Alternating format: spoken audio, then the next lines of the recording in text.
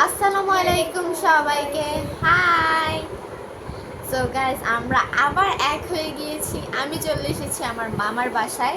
আর মামার বাসায় এসেছি, ও একটু সিক, বাট ওকে দেখতে এসেছি বলতে এখানে 1 মাস থাকবো। 1 মাস থাকবো, মজা করব, ঘুরবো ঘাড়বো ফিরবো, একদম চিল মুডে থাকবো।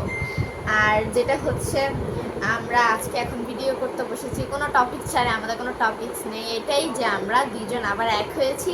আপনারা এখন পেয়ে যাবেন নতুন নতুন কমেডি ভিডিও, নতুন নতুন রিলস, নতুন নতুন মিনি ব্লগ। সো তুমি কিছু বলবে ওদেরকে?